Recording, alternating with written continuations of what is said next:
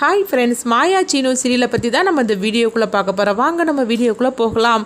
கார்த்தியை தான் காட்டுறாங்க. கார்த்தி வந்து தனாவை அழைச்சிட்டு போயிருந்தாங்க. அதுக்கப்புறம் பார்த்தோம்னா கதிர் வந்து இதை கேட்டதுமே அவங்க அதிர்ச்சி அடைகிறாங்க. இப்போ மாயா கிட்ட வந்து இந்த விஷயத்தை பற்றி சொல்லவும் உடனே மாயாவுக்கு என்ன பண்ணுறதுன்னு தெரியல. அந்த நேரம் பார்க்கும்போது அவங்க கார்த்தி வந்து ஃபோன் பண்ணுறாங்க. இங்கே பாரு, இந்த இடத்துக்கு நீங்கள் வரலைன்னா தனாவோட கதையை நான் முடிச்சிருவேன் அப்படின்னு சொல்லவும் இது கேட்டதுமே மாயாவும் கதிரும் அதிர்ச்சி அடைகிறாங்க. என்னன்னு சொல்லி பார்த்தோம்னா மாயாவையும் கதிரையும் வந்து அழைச்சிட்டு வந்து அவங்க கதையை முடிக்கிறதுக்காக தான் கார்த்தி வந்து அந்த இடத்துக்கு வரவழைக்கிறாங்க. இது தெரியாமல் தனாவை எப்படியாவது காப்பாற்ற அப்படின்னு சொல்லிட்டு மாயாவும் கதிரும் வந்து அந்த இடத்துக்கு போகிறாங்க. அங்கே போனதுமே வந்து கார்த்தி வந்து சில ஆட்கள் எல்லாம் ரெடி பண்ணவோ அப்போ வந்து ஏற்கனவே வந்து மாயா வந்து குருவரனை வரவழைச்சிருக்காங்க போலுக்கு. குருவரன் கரெக்டாக அந்த இடத்துக்கு வந்துருந்தாங்க. வந்ததுமே அவங்க எல்லாத்தையும் அடி வெளுத்து வாங்கியிருந்தாங்க. அது மட்டும் இல்லாமல் கார்த்தியை அவங்க அழைச்சிட்டு போயிருந்தாங்க. தனாவையும் காப்பாற்றிருந்தாங்க. என்னை வந்து நீ மாட்டி விட்டுட்டே இல்லை, உன்னை என்ன பண்ணுறேன் பார் அப்படிங்கும் போது ஒழுங்கு மரியாதையாக போட அப்படின்னு சொல்லிக்கிட்டு மாயா வந்து கார்த்தி பற்றி சொல்லிட்டு இருக்கிறாங்க. நீ என்ன பண்ணினாலும் சரி தான், உன்னால் எதுவும் பண்ண முடியாது, ஒழுங்கு மரியாதை இங்கேருந்து கிளம்பி போயிரு. தனாவோட வாழ்க்கையில் இன்னும் மொழி நீ தலையிடணும்னு நினச்சின்னு வச்சுக்கோங்க, அதுக்கப்புறமா என்ன நடக்கும்னு தெரியாது அப்படின்னு மாயாவும் கதிரும் பயங்கரமாக திட்டி அனுப்பிவிடுதாங்க.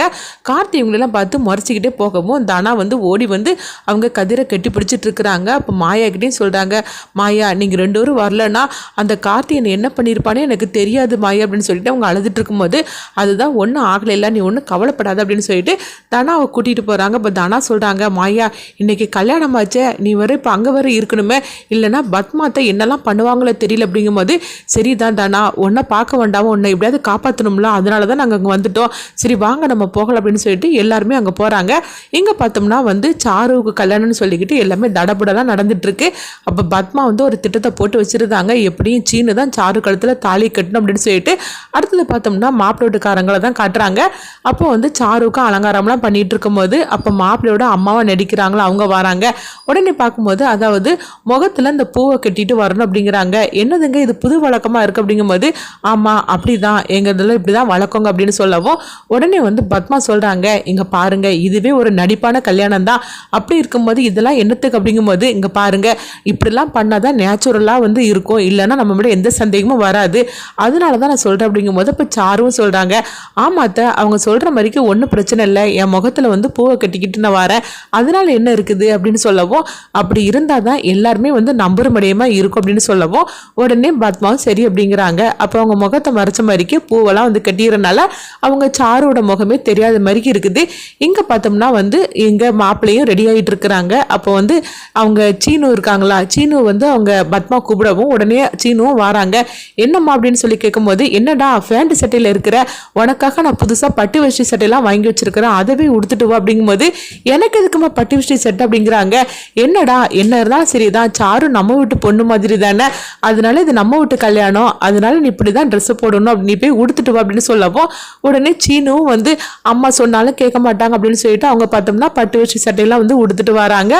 அப்போ மணி கேட்குறாங்க, என்னடா நீ போய் பட்டு விஷய சட்டெல்லாம் கட்டிக்கிட்டு மாப்பிள்ளை கணக்காக வந்திருக்குற அப்படிங்கும்போது தெரியலப்பா, அம்மா தான் இதை எடுத்து கொடுத்தாங்க, வேண்டான்னு சொன்னாலும் கேட்க மாட்டேங்கிறாங்க அப்படிங்கவும் ஓஹோ உங்கள் அம்மா செய்திருக்காளா, உங்கள் அம்மா செஞ்சால் ஏதாவது ஒரு காரணம் இல்லாமல் இருக்காது, அது என்னதாவது காரணம் நம்ம தான் பார்த்துருவோமே அப்படின்னு சொல்லிட்டு மணியும் சொல்லிட்டு இருக்கிறாங்க.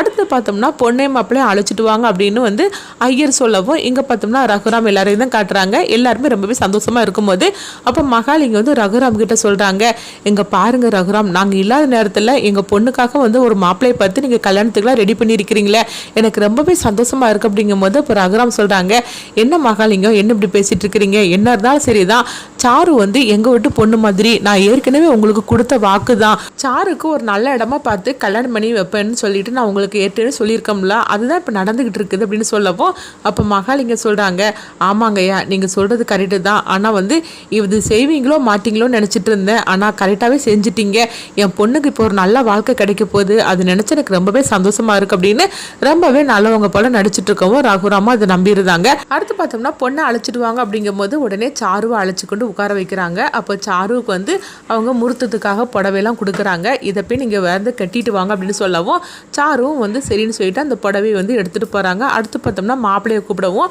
மாப்பிள்ளைங்க பட்டு வசி சட்டையை கொடுக்குறாங்க. இதை போய் கட்டிட்டு வாங்கன்னு சொல்லும் போது அவங்களும் வந்து வாங்கிட்டு போகிறாங்க. அடுத்து பார்த்தோம்னா வந்து பொண்ணை அழைச்சிட்டு வாங்க அப்படின்னு சொல்லவும் பொண்ணையும் மாப்பிள்ளையும் அழைச்சிட்டு வந்து மணமடையில் உட்கார வைக்கிறாங்க. அப்போ வந்து அவங்களுக்கு வந்து ஏற்பாடு பண்ணாங்களா மாப்பிள்ளை, அவர் வந்து சொல்கிறாரு, நான் வந்து சாரு கழுத்தில் தாலி கட்ட மாட்டேன் அப்படிங்கிறாங்க. இதை கிட்டதுமே பத்மா வந்து சந்தோஷப்பட ஆரம்பிச்சிட்டாங்க. நம்ம போட்ட திட்டப்படியே அவர் செய்ய ஆரம்பிச்சிட்டார் அப்படின்னு சொல்லவும் உடனே வந்து ஒன்றுமே தெரியாத மாதிரிக்கு என்ன மாப்பிள்ளை சொல்கிறீங்க, சாரு கழுத்தில் எதுக்காக தாலி கட்ட மாட்டேன்னு சொல்கிறீங்க அப்படிங்கும்போது இங்கே பாருங்கள் இந்த பொண்ணுக்கு ஏற்கனவே வந்து கல்யாணம் வரைக்கும் போய் நின்றுருக்குதான்னு சொல்லி கேட்கும்போது ஆமாம் நின்றுருக்குது. என் பையனுக்கும் சாருக்கும் தான் கல்யாணம் ஏற்பாடு எல்லாமே நடந்துச்சுது. ஆனால் அது கடைசி நேரத்தில் நடக்காமல் போச்சுது. சரி இப்போ அதுக்கும் இதுக்கு என்ன சம்மந்தம் அப்படிங்கும்போது இல்லை அவங்க ரெண்டு பேருக்குள்ளேயும் தப்பான ஒரு உறவு இருக்குது, அது எனக்கு இப்போ தான் தெரிஞ்சிச்சு, அதனால நான் வந்து சாரு கழுத்தில் தாலி கட்ட மாட்டேன் அப்படின்னு சொல்லவும் இதை கேட்டதுமே பத்மா வந்து அப்படியே வந்து அவங்க நடிக்க ஆரம்பிச்சிருந்தாங்க. ஐயோ என்ன மாப்பிள்ளை இப்படி சொல்லிட்டு இருக்கிறீங்க அப்படிங்கவும் உடனே எங்கே பார்த்தோம்னா மகாலிங்கமும் அழுது எடுத்து நடிக்க ஆரம்பிச்சிருந்தாங்க. என் பொண்ணுக்கு இந்த மாதிரிக்கு ஒரு கெட்ட பேர் தேவைதானா, இதுக்கப்புறம் நானும் சரி என் பொண்டாட்டி என் பொண்ணுங்க நாங்கள் 3 பேருமே நாங்கள் எங்கள் உயிரை விட போகிறோம், எங்கள் கதையை நாங்கள் முடிச்சுக்க போகிறோம் அப்படின்னு சொல்லிட்டு அவங்க வந்து பயங்கரமாக நடிச்சிட்டு இருக்கிறாங்க. எங்கே பார்த்தோம்னா வந்து பத்மா ஏற்படுத்தினா அந்த மாப்பிள்ளை வந்து இதுக்கு மேலே நான் சாரு கழுத்தில் தாலி கட்ட மாட்டேன் அப்படின்றதாங்க. இது எல்லாமே வந்து மாயா வந்து சொல்லி கொடுத்த மாதிரிக்கும் பத்மா வந்து சொன்ன மாதிரிக்கும் அவங்க நடிச்சிட்டு இருக்கவும் பத்மாவுக்கு வந்து அந்த மாப்பிள்ளை மேலே எந்தவித சந்தேகமும் வரல. என்ன மாயாவும் வந்து பத்மா சொன்ன மாதிரிக்கே நடிக்க சொல்லியிருக்கிறாங்க. அதனால அந்த மாப்பிள்ளை அந்த மாதிரிக்கு நடிக்கவும் நான் சாரு கழுத்தில் தாலி கட்ட மாட்டேன், சீனுக்கும் சாருக்கும் வந்து சம்மந்தம் இருக்கு அப்படின்னு சொல்லிக்கிட்டு அவங்க எல்லாரும் முன்னாடி சொல்லவும் இது கிட்டதுமே பத்மா வந்து ரகுராமிட்ட சொல்றாங்க, பாத்தீங்களான்னா நம்மளை வந்து இப்படி அசிங்கப்படுத்துறாங்களே சீனு, பாத்தியா சீனு, இதுக்கு மேல சாருவை யாருமே கல்யாணம் பண்ணிக்க மாட்டாங்க, இது எல்லாத்துக்கான நீ ஆயிட்டி அப்படின்னு சொல்லிக்கிட்டு பத்மா வந்து சாருவை பத்தி அவங்க சீனு கிட்ட சொல்லிட்டு இருக்கவும் அடுத்து வந்து அவங்க பத்மா வந்து சொல்றாங்க இப்போ என்ன பண்றதுக்கு தெரியல அப்படிங்க. இப்போ சாரு சொல்றாங்க இதுக்கு மேலேயே நான் என்னுடைய கதையை முடிச்சுக்க போறேன் அப்படின்னு சொல்லிட்டு இருக்கும்போது சீனு உங்க பாரு நான் சொல்றது கேளு, சாருவோட வாழ்க்கைக்கு நம்ம தான் காரணம், என்ன இருந்தாலும் சரிதான், அவங்களுடைய குடும்பமே இப்போ இந்த மாதிரிக்கு ஒரு நிலைமையில் இருக்கிறதுக்கு நம்ம காரணமாயிட முடியாது, அதனால நீ வந்து சாரு குளத்தில் தாலியை கட்டு அப்படிங்கிறாங்க. இது கட்டதுமே ரகுராமும் ஜானகியும் அதிர்ச்சி அடைகிறாங்க. என்ன சொல்லிட்டு இருக்கிற பத்மான்னு கேட்கும்போது அம்மா வேற வழி தெரியல, சாரு இப்போ இந்த மாதிரிக்கு முடிவெடுத்துட்டானா வேற என்ன பண்ணுறதுக்கு, அதனால தான் நான் சொல்கிறேன் சீனு நீ இப்போ வந்து அவள் கழுத்தில் தாலி கட்ட போறியா இல்லையான்னு சொல்லி கேட்கவும் ஒரு கட்டத்துக்கு மேலே சீனு வந்து சரின்னு சொல்லிட்டு சம்மதிச்சிருந்தாங்க. இதனால எல்லாரும் அதிர்ச்சி அடையவும் பத்மா அதுக்கப்புறமா மகாலிங்க அவங்க எல்லாருமே சந்தோஷப்பட்டுட்டு இருக்கிறாங்க. அப்போ சீனு மணமேடைக்கு போகவும் அடுத்த பார்த்தோன்னா அவங்க தாலியை கட்டியிருந்தாங்க. தாலியை கட்டி முடிச்சதுக்கு அப்புறமா குங்குமத்தை நெத்தியில் வைங்க அப்படின்னு சொல்லும் போது உடனே சரின்னு சொல்லிக்கிட்டு அவங்க குங்குமத்தை எடுத்து நெத்தியில் வைக்கிறதுக்காக வரும்போது தான் தெரியுது அதில் இருந்திருக்கிறது வந்து சாரு கிடையாது மாயா அப்படின்னு. அது பார்த்ததுமே எல்லாருமே அதிர்ச்சி அடைகிறாங்க. ஏற்கனவே சீனுவுக்கு இந்த நாடகம் தெரியும்னால சீனு வந்து அது மாதிரிக்கு அவங்க நடிக்க ஆரம்பிச்சிருந்தாங்க போலுக்கு. ஏன்னா மாயா வந்து அவங்க திட்டத்தை எல்லாத்தையும் அவங்க சொல்லியிருந்தாங்க சீனுக்கிட்ட இதுதான் நடக்க போகுது அப்படின்னு. அப்போ ஃபர்ஸ்ட் வந்து சீனு வந்து நம்ப மறுக்கிறாங்க, தன்னுடைய அம்மா அப்படிலாம் பண்ண மாட்டாங்க அப்படின்னு, இப்படி தான் நடக்க போகுது வேணா பார் அப்படின்னு ஏற்கனவே மாயா சொல்லிட்டாங்க போலுக்கு. அதனால தான் சீனுவும் சாரு கழுத்தில் தாலி கட்டுதுன்னு சொல்லியிருக்கிறாங்க. ஏன்னா உட்கார்ந்துருக்கிறது மாயா தான் அப்படிங்கிறது சீனுவுக்கு நல்லாவே தெரியும். அடுத்தது பார்த்தோம்னா பத்மா வந்து மாயா பார்த்ததுமே அதிர்ச்சி அடைகிறாங்க. இது என்னது அப்போ சாரு எங்கன்னு சொல்லி கேட்கும் போது உடனே வந்து மாயா சொல்கிறாங்க உங்களுடைய திட்டம் எல்லாமே எனக்கு தெரியும், அதனால தான் நான் வந்து புடவை கட்டுறதுக்காக சாருவை அனுப்புனீங்களா அப்பமே வந்து நாங்கள் மாறிட்டோம் அப்படிங்கிறாங்க. சாரு போய் ரூமில் பார்க்குறாங்க, அவங்க தூங்குன மாதிரி இருக்கிறத பார்த்துட்டு மகாலிங்க அதிர்ச்சி அடைகிறாங்க. அடுத்து என்ன நடக்க போகுது